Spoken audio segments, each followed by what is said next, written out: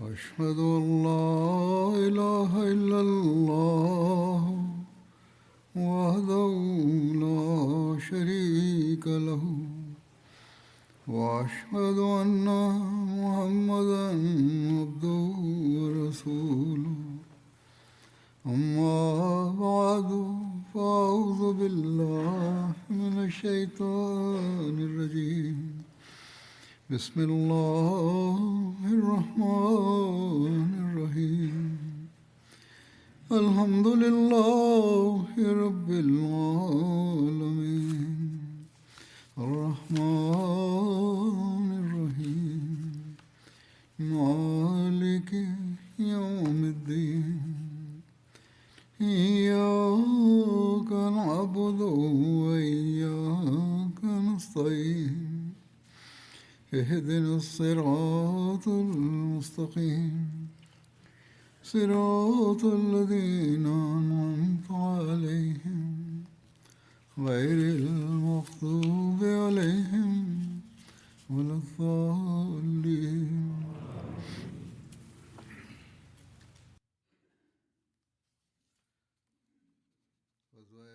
J'évoquais l'expédition de Tabouk. Je vais aujourd'hui présenter plus de détails sur ce voyage. Il était également question à cette occasion des tentatives des hypocrites de nuire au saint prophète sallallahu alayhi wa sallam. Voici les détails à ce propos. La bataille de Tabouk était en réalité le résultat d'une conspiration conjointe des Juifs, des chrétiens et des hypocrites.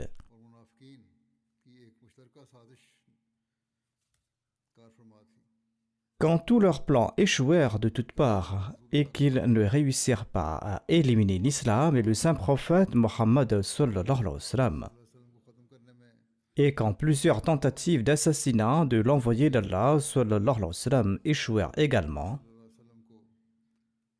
ce complot était leur dernier recours.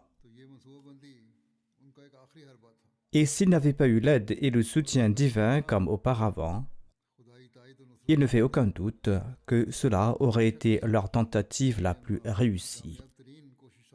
Car à chaque pas, la destruction des musulmans était une certitude lors de cette expédition. Nous avons déjà vu où ils ont fait des efforts. Dieu a accordé aux musulmans un succès incroyable sur le champ de bataille de Badr. Et son soutien et son aide constants ont continué à leur accorder le succès jusqu'à la bataille de Hunayn. Et la protection d'Allah a toujours entouré le saint prophète sallallahu alayhi wa sallam dans chaque situation dangereuse.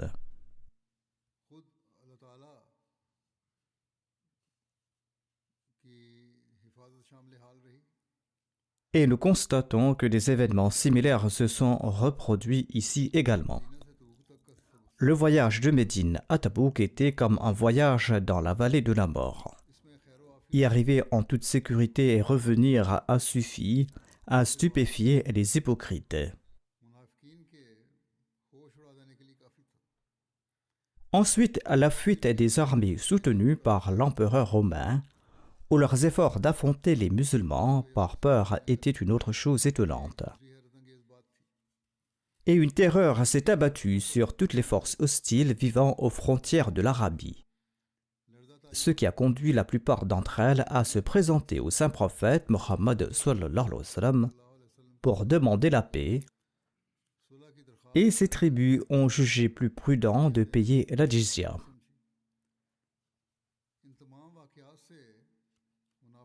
Tous ces événements réduisaient à néant les plans des hypocrites, car il n'était même pas concevable pour eux qu'un musulman, y compris l'envoyé d'Allah sallallahu alayhi wa sallam, puisse revenir à Médine sain et sauf.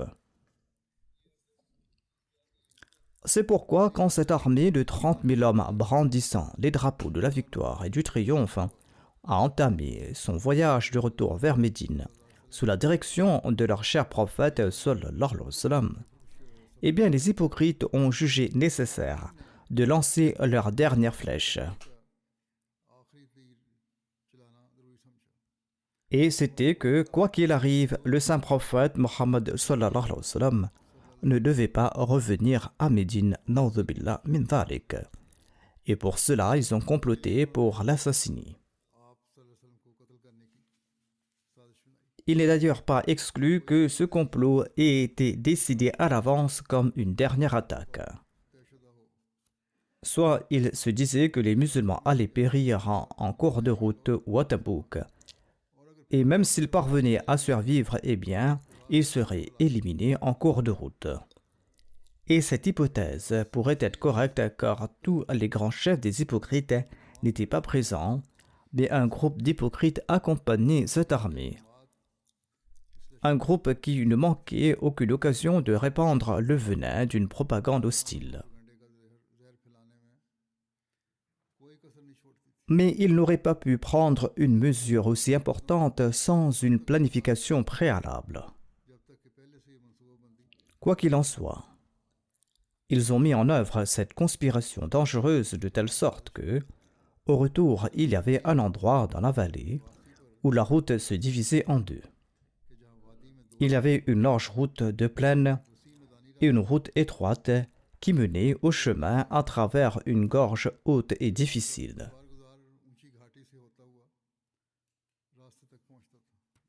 C'était aussi un raccourci et l'armée musulmane devait passer par cette gorge. Les hypocrites planifièrent que lorsque toute l'armée traverserait le sommet de la passe et qu'il y aurait une foule de gens, qu'il y aurait beaucoup de monde, alors au moment où l'obscurité de la nuit serait tombée, tous ces hypocrites se rassembleraient tout près de la chamelle du saint prophète Mohammed sallallahu alayhi wa sallam. Et d'une manière ou d'une autre, ils forceraient la chamelle de l'envoyé d'Allah sallallahu alayhi wa sallam vers le bord de la passe et ils couperaient les cordes de la selle, de sorte que la chamelle, que Dieu nous en préserve, ferait tomber le saint prophète Mohammed sallallahu alayhi wa sallam dans le ravin.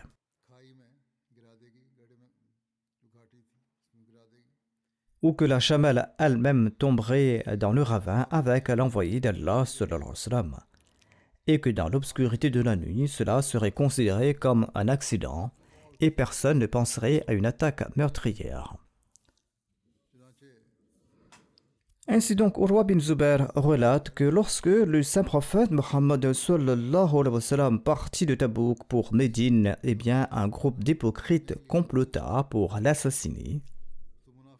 Et ce groupe décida de le faire tomber du sommet d'un col sur le chemin.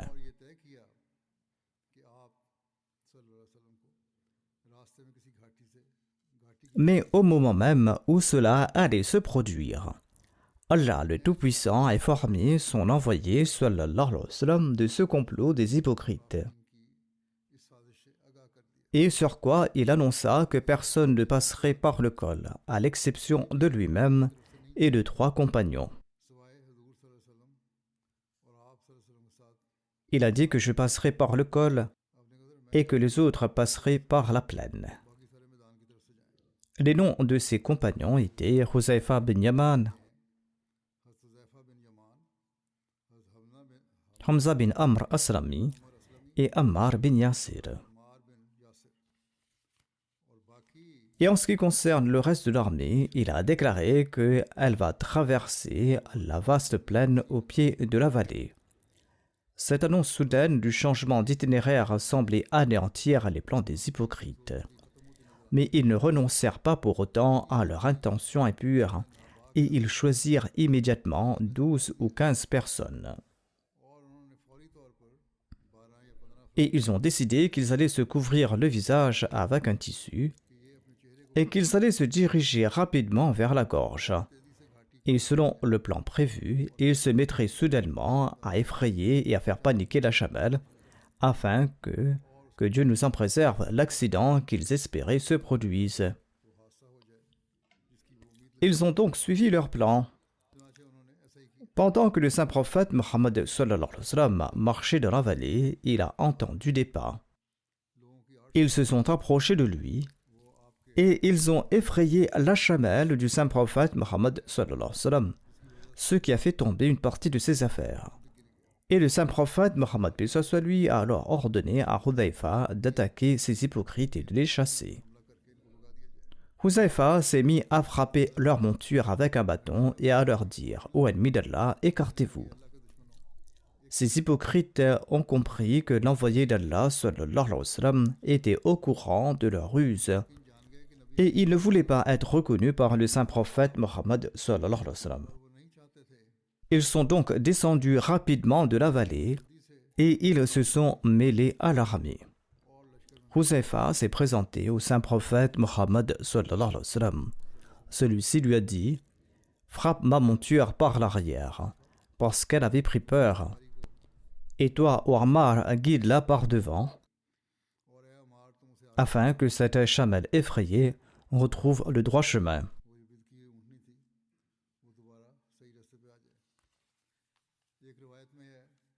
Selon un autre récit, Hudhayfa relate que lorsque nous sommes arrivés au col, 12 hommes ont arrêté l'envoyé d'Allah sallallahu alayhi wa sallam à cet endroit. Quand j'en ai informé le messager d'Allah sallallahu alayhi wa sallam, il les a interpellés et ils ont tourné le dos et se sont enfuis. Le messager d'Allah sallallahu alayhi wa sallam nous a demandé « Les avez-vous reconnus ?» Nous avons répondu au messager d'Allah sallallahu alayhi wa sallam « Nous ne les avons pas reconnus parce qu'ils portaient des voiles et se masquaient et il faisait sombre, mais nous avons reconnu leurs montures. » Les Arabes étaient très doués pour reconnaître les montures. Et le saint prophète a dit « Ceux-là resteront des hypocrites jusqu'au jour du jugement. » Et connaissez-vous leur intention? Il leur a posé cette question à ses compagnons. Ils ont déclaré « Non, nous ne le savons pas. » L'envoyé d'Allah sallallahu alayhi wa sallam a déclaré « Ils avaient l'intention de heurter le messager d'Allah dans la vallée et de le faire tomber là. » Les compagnons ont demandé « Est-ce que vous n'allez pas envoyer un message à leur tribu pour que chaque peuple vous envoie la tête de son compagnon, c'est-à-dire pour qu'il soit puni, pour qu'il soit exécuté ?» Le saint prophète a dit non. Je ne veux pas que les Arabes disent entre eux que Mohammed sallallahu alayhi wa sallam est le meurtrier de son peuple. Selon certains récits, l'envoyé d'Allah sallallahu alayhi wa sallam était sur sa chamelle quand la révélation lui est parvenue. Hudhayfa était debout à proximité de l'envoyé d'Allah et l'envoyé d'Allah a demandé qui est là. Il a déclaré c'est Hudhayfa. Alors l'envoyé d'Allah, paix soit sur lui, a déclaré je vais te confier un secret, ne le révèle à personne. Ensuite, il a cité le nom de chacun de ses agresseurs et il a ajouté on m'a interdit de prier pour eux car ce sont des hypocrites. Selon les récits, le saint prophète, paix soit sur lui, a cité 12 ou 13 ou 15 noms. Étant donné que le saint prophète Mohammed paix soit sur lui avait dit à Hudhayfa de ne pas révéler ce secret à personne, Hudhayfa n'a jamais révélé ces noms à quiconque. Omar radhiyallahu anhu a su à propos de cet incident, notamment que Hudhayfa connaissait les noms des hypocrites. À l'époque de son califat, Omar radhiyallahu anhu avait adopté la méthode suivante. Lorsqu'il avait des doutes sur quelqu'un, il emmenait Hudhayfa pour accomplir sa prière funéraire. Cela concernait un décès parmi ceux qui avaient participé à l'expédition. Il prenait donc Hudhayfa pour accomplir la prière funéraire de cette personne. Si Hudhayfa refusait de s'y rendre, bien Omar comprenait qu'il s'agissait de ces personnes qui étaient des hypocrites et n'assistaient pas à la prière funéraire. Selon un récit du Sahih Muslim, ils étaient 14 ou 15, mais il est également précisé que 12 d'entre eux étaient des hypocrites qui étaient impliqués dans ce complot, et les 3 autres étaient présents sur la colline à ce moment-là, mais ils n'avaient pas entendu l'annonce qu'au lieu de prendre ce chemin, il fallait emprunter la route de la plaine. C'est pourquoi ces 3 personnes ont été considérées comme excusées. Quoi qu'il en soit, au matin, Usayd bin Hudayr, le chef de la tribu Aws, s'est présenté au saint prophète Mohammed sallallahu alayhi wa sallam.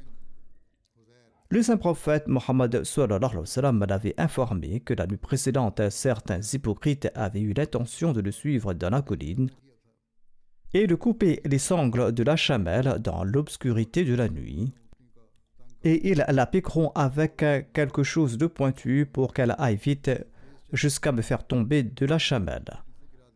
Sur ce, Usaid a proposé au messager d'Allah sallallahu alayhi wa sallam ordonné à chaque tribu de tuer celui qui a participé à ce complot.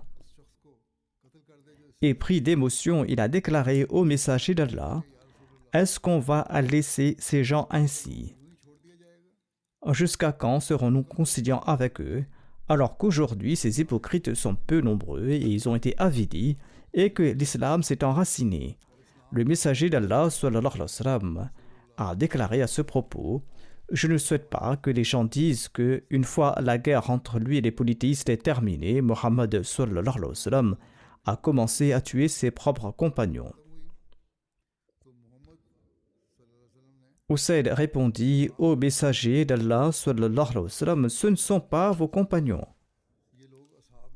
Ils ne sont pas nos compagnons. Le saint prophète Mohammed lui a demandé: est-ce qu'ils ne témoignent pas la ilaha illallah? Usaid a répondu: certes, ils le font, mais leur témoignage n'a aucune valeur. Ils le font du bout des lèvres. Il n'y a aucun témoignage dans leur cœur. Il a déclaré: étant donné qu'ils proclament le témoignage de foi, même s'ils le font du bout des lèvres, eh bien, je ne vais pas les tuer. Les soi-disant ulémas d'aujourd'hui qui émettent des fatwas ordonnant de tuer ceux qui récitent la kalima, shahada, doivent garder à l'esprit cet enseignement. Hadrat Muslim Maud déclare quant à lui que lorsque les hypocrites de Médine ont appris qu'il n'y a pas eu de combat et que Mohammed, le prophète d'Allah, sallallahu alayhi wa sallam, revenait à Médine sain et sauf, eh bien, ils ont compris que les ruses de leurs actions hypocrites avaient été révélées à Mohammed sallallahu alayhi wa sallam et qu'ils ne seraient probablement pas épargnés de la punition. Ils ont placé quelques hommes à une certaine distance de Médine sur un chemin très étroit où un seul cavalier pouvait passer. Lorsque le saint prophète Mohammed lui s'est approché de cet endroit, Allah lui a révélé que l'ennemi était caché de part et d'autre du chemin et il a ordonné à un compagnon de se rendre là-bas et de voir. Il a accéléré sa monture, il est arrivé là-bas et il a vu des hommes cachés de la même manière que ceux qui s'apprêtent à lancer une attaque. Il existe plusieurs récits, celui-ci en fait partie et a été mentionné par le Muslim Maud. Ainsi donc, ils s'étaient tenus en embuscade et ils se sont enfuis suite à l'arrivée de ce compagnon, mais le saint prophète Mohammed lui n'a pas jugé opportun de les poursuivre. Lorsque le saint prophète est arrivé à Médine, les hypocrites qui n'avaient pas participé à cette bataille ont commencé à présenter toutes sortes d'excuses et le saint prophète Mohammed lui a accepté leurs excuses. Cependant, le moment était venu de révéler la réalité des hypocrites aux musulmans. C'est ainsi que cela a été révélé. Quoi qu'il en soit, il existe différentes narrations concernant la manière d'agir. Soit qu'ils s'étaient assis, soit qu'ils s'étaient avancés, mais l'événement était le même partout. Des efforts ont été faits pour nuire au saint prophète Mohammed lui dans cette gorge étroite, qu'Allah nous en préserve. Comme cela a été mentionné auparavant, après la conquête de la Mecque, les complots des hypocrites s'étaient intensifiés. Et lorsqu'ils ont constaté que les tribus environnantes de l'Arabie, y compris les tribus juives, avaient perdu leur pouvoir et qu'ils avaient tous été vaincus, ils ont alors élaboré un plan pour demander de l'aide à des puissances étrangères majeures comme César de Rome en dehors de l'Arabie. Parallèlement, ils ont conçu un programme pour établir un centre permanent à Médine où ils pourraient tenir leurs réunions de manière régulière et élaborer des complots contre l'islam et les musulmans, et de stocker des armes là-bas. Mais ce centre soit tel que les autres musulmans ne puissent pas s'en douter. C'est ainsi qu'Abu Amir, qui avait disparu de la scène publique pendant un certain temps, est réapparu soudainement. Et les propagandistes en faveur des hypocrites ont commencé à le nommer Abu Amir le moine, c'est-à-dire Abu Amir Rahib. Il a suggéré qu'il construise une mosquée à Quba pour servir de centre.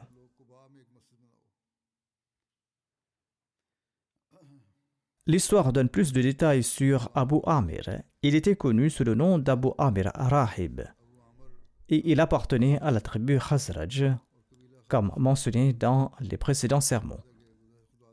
Après l'arrivée du saint prophète Mohammed sallallahu alayhi wa sallam à Médine, Abu Amir est parti pour la Mecque et il a incité les Qurayshites à combattre le saint prophète Mohammed sallallahu alayhi wa sallam en disant « Je suis avec vous et ma tribu me suivra.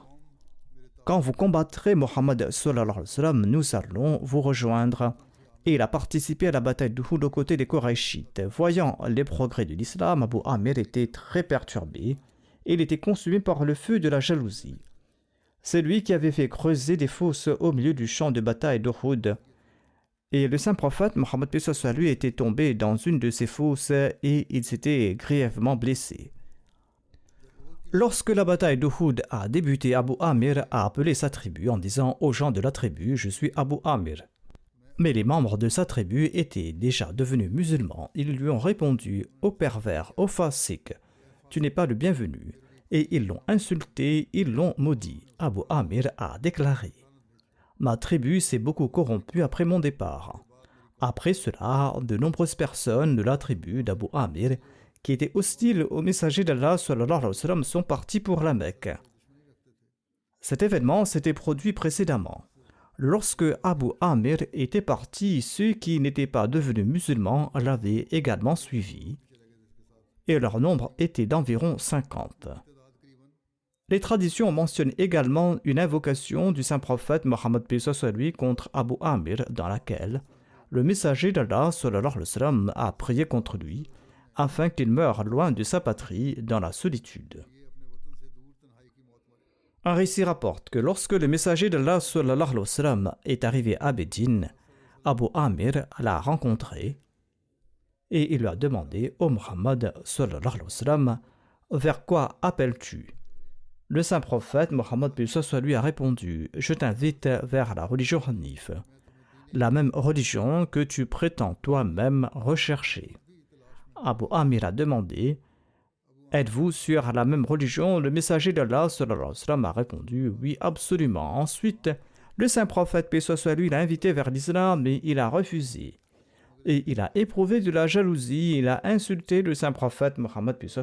Abu Amir. Se moquant du saint prophète, Mohammed sallallahu alayhi wa sallam a déclaré que celui d'entre nous qui mente, qu'Allah le fasse mourir en étranger et en exilé.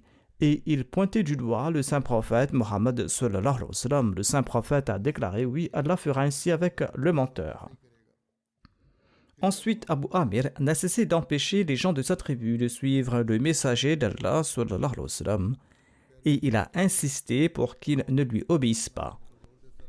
Pendant ce temps, les signes et les miracles du saint prophète Mohammed sallallahu alayhi wa sallam se manifestaient de jour en jour et ses disciples se multipliaient et cela a rendu Abu Amir encore plus furieux, en particulier en raison du fait que les membres de sa tribu se joignaient à l'islam.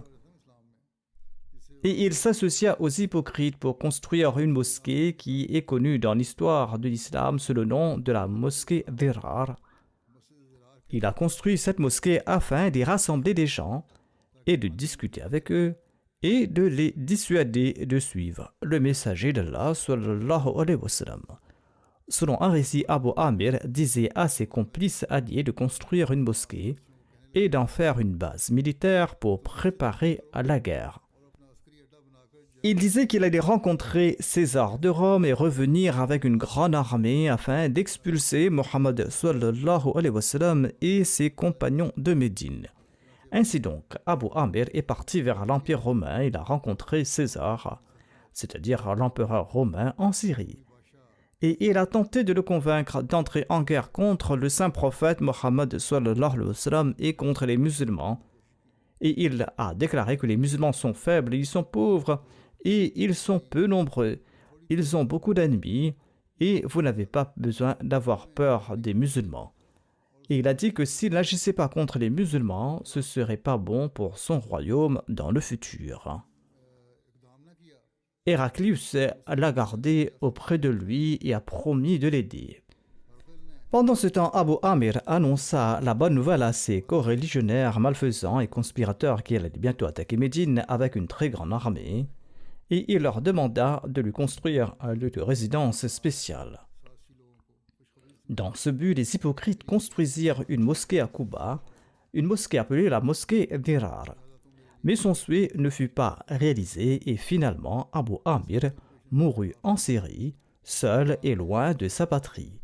La malédiction qu'il avait lancée contre le saint prophète Mohammed sallallahu alayhi wa sallam se retourna contre lui. Il y a des divergences d'opinion sur la date de sa mort. Certains disent qu'il est décédé en l'an 9 de l'Hégire, d'autres disent en l'an 10, mais en tout cas, il est mort seul, abandonné. Quand les hypocrites eurent achevé la construction de la mosquée, ils se présentèrent au saint prophète Mohammed sallallahu alayhi wa sallam et lui demandèrent de prier. Par une sagesse divine, ces gens se présentèrent au saint prophète Mohammed sallallahu alayhi wa sallam avec leur requête d'inauguration de cette prétendue mosquée, alors qu'ils se préparaient à partir pour Tabouk. Ils lui ont dit au messager d'Allah, sallallahu alayhi wa sallam, nous avons construit une mosquée pour les malades, pour les nécessiteux et pour les nuits pluvieuses, et nous souhaiterions que vous veniez prier pour nous. Le saint prophète Mohammed sallallahu alayhi wa sallam a répondu, je suis occupé pour le moment, je suis en train de préparer un voyage. Quand nous retournerons du voyage, nous y prierons. Et quand il est revenu de l'expédition de Tabouk et a campé dans un endroit nommé The Awan, un lieu qui se trouve à 1 heure de distance de Médine, le verset concernant cette mosquée construite par les hypocrites a été révélé au saint prophète Mohammed sallallahu alayhi wa sallam. Il est dit dans ce verset وَالَّذِينَ اتَّخَذُوا مَسْجِدًا ضِرَارًا وَكُفْرًا وَتَفْرِيقًا بَيْنَ الْمُؤْمِنِينَ وإرصادا لمن حارب الله ورسوله من قبل ولا يحلفن إن أردنا إلا الحسنى والله يشهد إنهم لكاذبون. Et parmi les hypocrites se trouvent ceux qui ont construit une mosquée afin de nuire à l'islam et de promouvoir la mécréance et afin de créer la dissension parmi les croyants et de préparer un lieu d'embuscade pour ceux qui ont déjà mené la guerre contre Allah et son messager. Ils jugeront certainement, nous n'étions mus que par les meilleures intentions, alors qu'Allah témoigne qu'ils sont certainement des menteurs. Après cette révélation, le saint prophète Mohammed lui a fait venir Malik bin Dursham et Ma'an bin Adi, et il leur a ordonné de détruire la mosquée d'Irar. Il est rapporté dans certains récits qu'Asim bin Adi, Amir bin Sakan et Wahshi, le meurtrier de Hamza et Souaid bin Abbas, ont également été envoyés par le saint prophète Mohammed dans ce but. Il est écrit dans le Sharh Zarqani qu'il est possible que le saint prophète ait envoyé d'abord 2 personnes, ensuite 4 autres personnes pour les aider.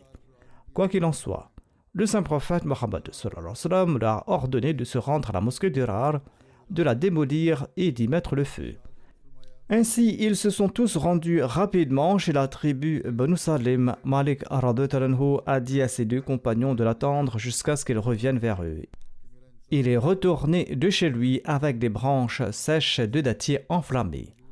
Ensuite, entre la prière de Maghrib et l'Isha, ils sont arrivés tout près de la mosquée d'Irar et ils l'ont incendiée et l'ont rasée. Les constructeurs de la mosquée étaient présents, mais après l'incendie, ils ont pris la fuite, ils se sont éparpillés dans toutes les directions.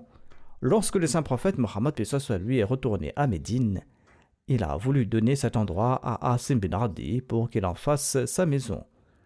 Mais Asim bin Adi s'est excusé en disant que Dieu avait déjà révélé ce qu'il devait révéler à ce propos.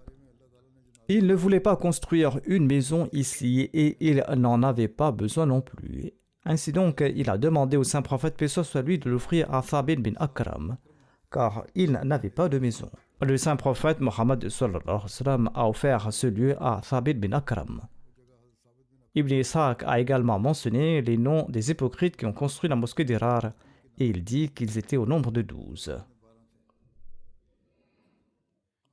Un exemple éclatant de la vaste miséricorde, de la grande patience et du pardon du saint prophète Mohammed paix soit lui est qu'il a dû faire face à des complots dangereux de la part des hypocrites à chaque pas. Ils fomentaient la tristesse, la douleur et ils ont même comploté son assassinat. Et ces hypocrites ont été pris en flagrant délit dans cet état, mais le saint prophète Mohammed paix soit lui leur accordait son pardon en toutes occasions, sauf là où l'État et le système étaient menacés. Et là aussi, des mesures n'étaient prises que dans la mesure nécessaire pour éliminer la menace, sinon des peines sévères n'étaient pas infligées, bien qu'elles auraient pu l'être. Hadrat Muslim Maud a relaté, en mentionnant le rôle des hypocrites, que le saint prophète Mohammed sallallahu alayhi wa sallam avait reçu un ordre de la part de Dieu par la révélation que cette mosquée de Quba, construite par les hypocrites dans le but de s'y réunir sous prétexte de la prière et d'y tenir des conciliabules hypocrites, eh bien cette mosquée devait être détruite et il devait être contraint, ces hypocrites, de prier dans les autres mosquées des musulmans. Mais malgré une si grande perfidie, aucune punition corporelle ou financière ne leur a été infligée alors qu'on était au courant de leur complot. Le saint prophète Mohammed sallallahu alayhi wa sallam en avait connaissance. Une autre mention de l'expression de l'amour du saint prophète Mohammed paix soit lui pour Médine et les Ansar se trouve ainsi. Après un voyage d'environ 2 mois, le saint prophète Mohammed sallallahu alayhi wa sallam est retourné à Médine. L'expression de l'amour du saint prophète Mohammed paix soit lui pour Médine et ses habitants se manifesta ainsi. Dès qu'il a aperçu la ville de Médine, eh bien, le saint prophète Mohammed sallallahu alayhi wa sallam a déclaré Hadi ta'batu wa hada Uhud, jabalun yuhibbuna wa nuhibbu. Ceci est Ta'ba. Médine était aussi connu sous le nom de Ta'ba, qui signifie pur et excellent. Et ceci est Uhud, a-t-il dit, c'est la montagne qui nous aime et que nous aimons. C'est-à-dire que chaque endroit de Médine était aimé par le saint prophète Mohammed paix soit lui. Un autre aspect est que lors de la bataille d'Uhud, quand il a évoqué le nom d'Uhud, eh bien, cela a rappelé au saint prophète Mohammed paix soit lui les histoires de sincérité et de loyauté de ses compagnons, histoires qu'ils ont écrites avec leur sang. Le saint prophète paix soit lui n'a pas oublié cela. Un autre récit rapporte que le saint prophète a déclaré « Je dois arriver rapidement à Médine. Donc quiconque parmi vous veut venir vite avec moi, et bien qu'il m'accompagne. » Il a dit « Ne vous dirai-je pas quelles sont les meilleures maisons des Ansar ?» Les compagnons ont déclaré bien sûr. Il a déclaré les maisons des Banu Najjar. Ensuite il a dit les maisons des Banu Abd al-Ashal. Ensuite il a dit les maisons des Banu Saïda ou les maisons des Banu Harith bin Khazraj. Il y a du bien dans toutes les maisons des Ansar, a-t-il déclaré. Selon un récit, un narrateur relate Sa'ad bin Ubada nous a rencontrés. Abu Usaid lui a dit « Sais-tu que le saint prophète Mohammed paix soit lui a mentionné la vertu des maisons des Ansar et il nous a évoqué à la fin. Sa'ad s'est rendu auprès du saint prophète paix soit lui et il a déclaré au messager d'Allah sallallahu alayhi wa sallam « Vous avez mentionné les mérites des maisons des Ansar et vous nous avez placés en dernier. » C'est-à-dire que les compagnons prenaient également en considération le fait que leur nom apparaissait en dernier dans les loges. Le saint prophète Mohammed paix soit lui a dit « N'est-il pas suffisant pour vous d'être parmi les vertueux? Il devrait te suffire que j'ai mentionné ton nom et que je t'ai compté parmi les vertueux. » Comme mentionné au tout début, il y avait 2 grands groupes qui étaient restés en arrière lors de l'expédition de Tabouk. Il y avait tout d'abord les hypocrites, à propos desquels Allah a exprimé son mécontentement, et le deuxième groupe était composé de ces personnes sincères dans leur foi qui voulaient également participer au djihad, mais qui étaient soit trop pauvres pour se procurer les moyens et les ressources nécessaires pour partir malgré leurs efforts, ou soit ils n'ont pas pu participer à l'expédition en raison d'une maladie ou d'un handicap. Et dans le Saint-Coran, dans les versets 91 et 92 de la sourate At-Tawbah, Allah a accepté leurs excuses. Selon Al-Bukhari, à son retour de l'expédition de Tabouk, lorsque le saint prophète Mohammed paix soit lui s'est approché de Médine, il a déclaré Il y a des gens à Médine qui ont été avec vous à chaque fois que vous avez entrepris un voyage ou traversé une vallée. Les compagnons exprimant leur étonnement ont demandé au messager d'Allah, sallallahu alayhi wa sallam, ils sont à Médine, c'est-à-dire comment peuvent-ils être avec nous tout en vivant à Médine? Le saint prophète Mohammed lui a déclaré qu'ils étaient à Médine et qu'une excuse comme la maladie les a empêchés de se joindre à nous. Selon un autre récit, il est dit que lorsque le saint prophète Mohammed lui est retourné de Tabouk, il a remercié Allah et il a déclaré: toutes les louanges appartiennent à Allah qui nous a récompensés avec des récompenses et des faveurs et des bonnes actions lors de ce voyage et qui a également inclus dans cette récompense ceux qui sont restés derrière nous. Il a déclaré: toutes les louanges appartiennent à Allah qui nous a récompensés avec des récompenses et des faveurs et des bonnes actions dans ce voyage et qui a également inclus dans cette récompense ceux qui sont restés derrière nous. Aïcha a demandé au messager d'Allah, sallallahu alayhi wa sallam, vous avez enduré les difficultés et les épreuves du voyage et vous avez donc mérité cette récompense. Mais comment ceux-ci peuvent-ils être inclus dans votre récompense sans avoir enduré ces difficultés? Et qui sont ces personnes qui sont incluses? Le saint prophète a répondu: il y a des gens à Médine que chaque fois que nous nous sommes déplacés ou que nous sommes descendus dans une vallée, ils étaient avec nous. La maladie les a empêchés de nous accompagner. Nous sommes leurs combattants et ils sont nos compagnons qui sont restés à la maison. Par celui qui détient mon âme, leurs prières sont plus efficaces contre les ennemis que nos armes. Les prières qu'ils ont faites ici, assis à la maison, étaient des prières qu'Allah a exaucées. On trouve également mention de l'accueil chaleureux réservé par les habitants de Médine au retour de la bataille de Tabouk. Il est dit qu'au retour de l'expédition de Tabouk, les habitants de Médine, hommes, femmes et enfants, impatients de voir et de rendre visite au saint prophète Mohammed paix soit lui par amour pour lui, se sont rendus à l'extérieur de Médine, tout près de Thaniyatul Wida, et ils ont récité ce poème. Il disait: Tala'a al-badru alayna min thaniyatil wida, wajaba shukru alayna ma da'a lillahi da'a.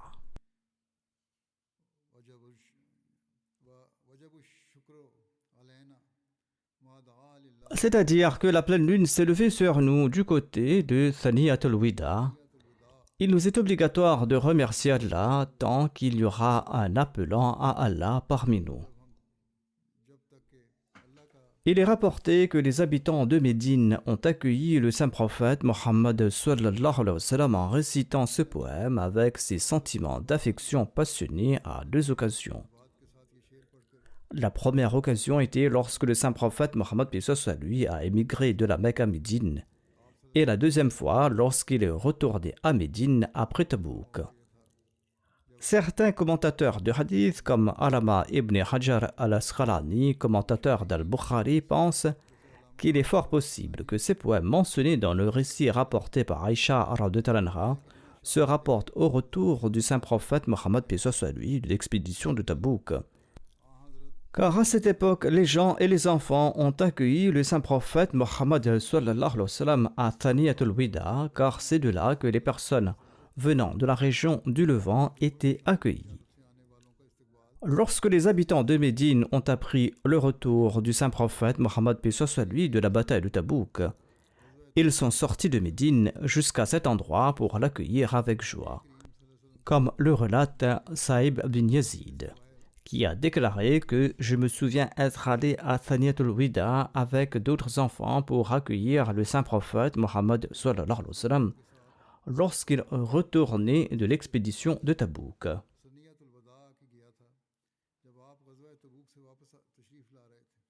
L'imam Bayhaqi a également rapporté que les enfants avaient accueilli le saint prophète Mohammed sallallahu alayhi wa sallam avec ses vers lorsqu'il retournait à Médine après l'expédition de Tabouk.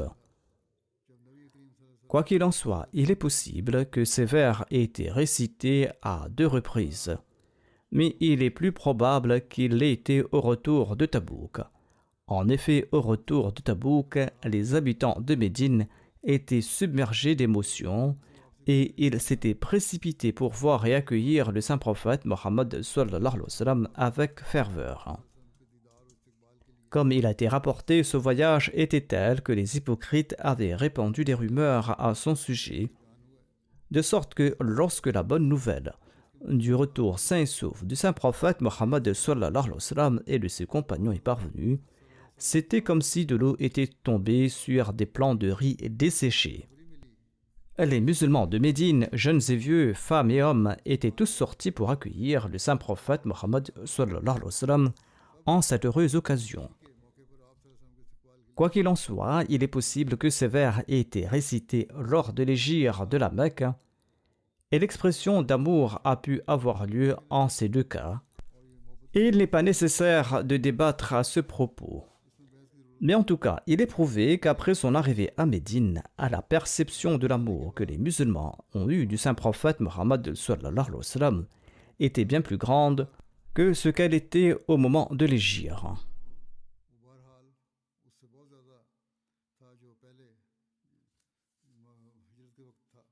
Inch'Allah, si Dieu le veut, je relaterai d'autres événements et aspects de la vie du saint prophète Mohammed lui à l'avenir.